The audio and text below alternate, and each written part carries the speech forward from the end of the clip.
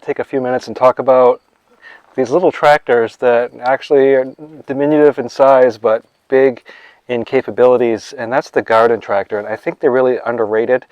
I think a lot of people get confused between lawn tractors and garden tractors, and I'm going to pin in the comments a video that I made about the difference between lawn and garden tractors.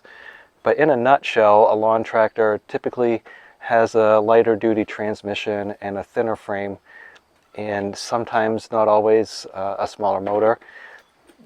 People get confused. They think big motor, big deck size equals garden tractor, or even big tires. Like John Deere has those S series. They used to be the E and the Ds, and they've got some 22-inch tires, so they look like they're a big garden tractor, but really they're not. They just put bigger tires on it because it makes it look better, in my opinion, but it also gives a better ride. So the bigger tires you get, the smoother ride that you get also.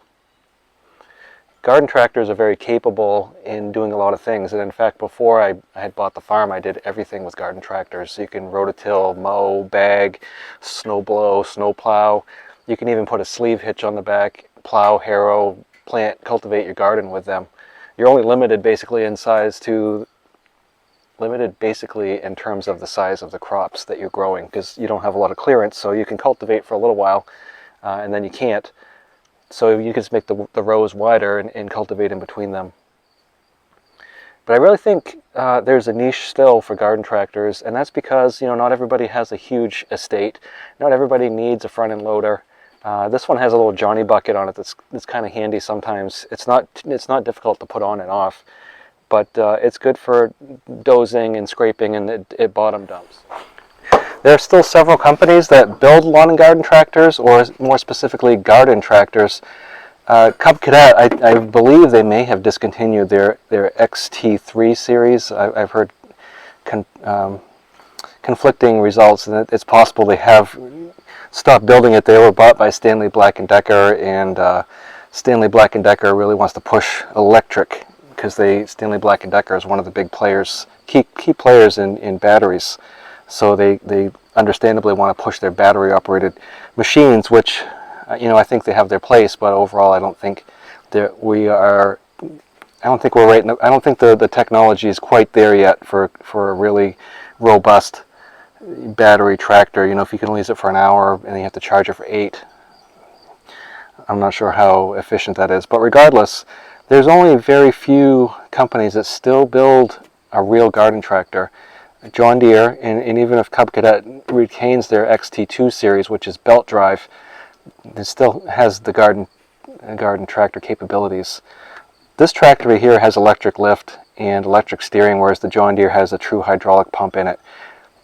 Given the choice between the two, I prefer the hydraulic system over the electronics. There's just a little bit more gizmos and switches and things, and I understand, I think the electronics are probably cheaper to make. But I also think they're more prone to failure. Historically, there were many players in the garden tractor segment, and that basically took off after World War II. A little bit before World War II, they had the John Deere B, and then they came out after World War II with the Farmall Cub and the Allis-Chalmers G. But it really wasn't until the 1950s when you started seeing like Roper and SpeedX, and there's some other ones that fails to register in my mind at the moment. But then in the 60s, it really took off with suburbanites wanting just a little bit more heavy tractor to mow and do their gardens. So you had Cub Cadet, you had Simplicity, Gilson, obviously John Deere. And so some of the companies actually subcontracted out. Most notably that I can think of right now is Allis-Chalmers use Simplicity to make their tractors, and Simplicity still is a player today with their Broadmoor series.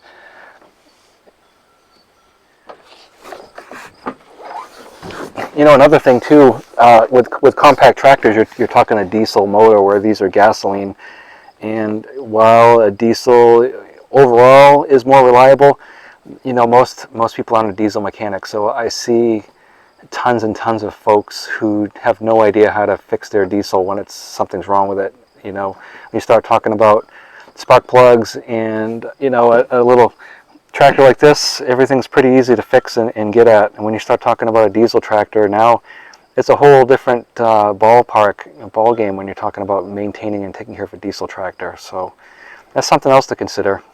Diesel is expensive. It's expensive to own diesel equipment, whereas gasoline, yeah, it's you're not going to get the fuel efficiency probably. But I have found these Kawasaki motors really, and even this one right here, I can mow a long time with that Kohler motor in it. Garden tractors, they have a heavy-duty transmission in them. They'll usually have bigger tires on them, and you can add weights on. It'll actually be different. You'll see that the lawn tractors most likely just have a smooth plate, or sometimes it's a two-piece rim kind of hooked together, whereas a garden tractor has the bigger rim, and there's usually holes in it to add wheel weights. Wheel weights aren't as common now as they used to be. A lot of people just like the suitcase weights that they hang on the back, and I do like those, but they interfere with bagging and some other things that kind of interfere with your trailer hitch. So if you have to take the weight off to use the trailer, then you've kind of defeated the purpose of having the ballast in the first place. So I like wheel weights. These are cast iron, and they do make the plastic cement-filled weights that and, those are good too, but they tend to stick out further, so they're kind of a hindrance. They really increase the width of the tractor. So while a subcompact gives you much more versatility, a 3-point hitch, selective control valve for a loader that you can also use for your raise an angle on a snowplow or to shoot rotation on a snow thrower, they're bigger and they take up more space. They obviously cost more money, and I'm not talking about the X700 series, because once you start looking at the X700 series, you're really negligible in price, and you may actually be cheaper to buy a subcompact at that point. But the garden tractor is a smaller tractor. It takes less space.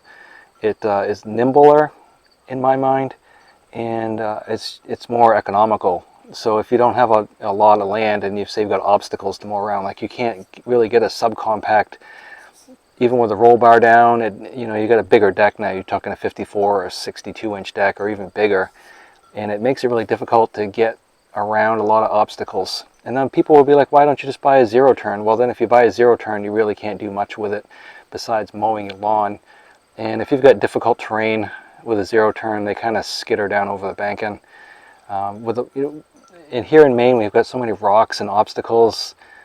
You'll find that a wider deck, you end up hitting the rock on one side, or you can't get between two rocks, or you've got a dip in a high spot, so you're scalping here and then you're cutting really high over here.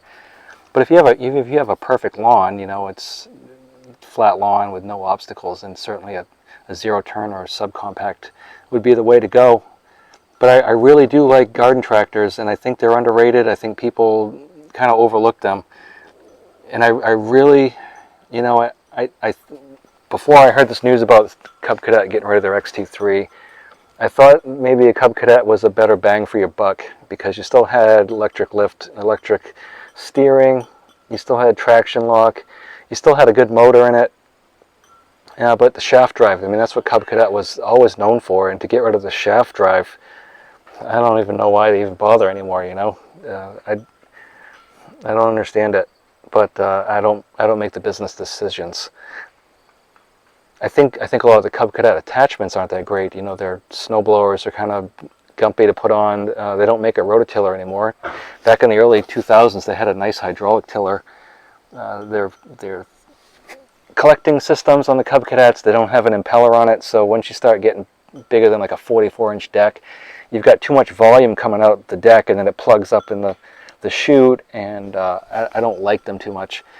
Similarly, I don't like the Deere 100 series, because they have that cargo mount system on the back, and once you get like green grass in there, next thing you know, you've driven off and left your cargo mount grass catcher 300 feet behind you because it fell off. So I'm not a big fan of those. They do make a better quality lawn tractor, which if you're just doing snow removal, that's fine. But when you want true ground engaging capabilities, I think the garden tractor really has a place still these days, and I really like them. They have really good gauges. I can't express it to you enough, especially when you get older, how nice it is to have power steering and power lift on something. And it costs a little bit more, sure, but it's really a nice feature. And it, comparatively speaking, I just think garden tractors, if you have a smaller property and you don't really need a loader, I really think you should give a garden tractor a consideration. Thanks for watching, and I'll talk to you next time.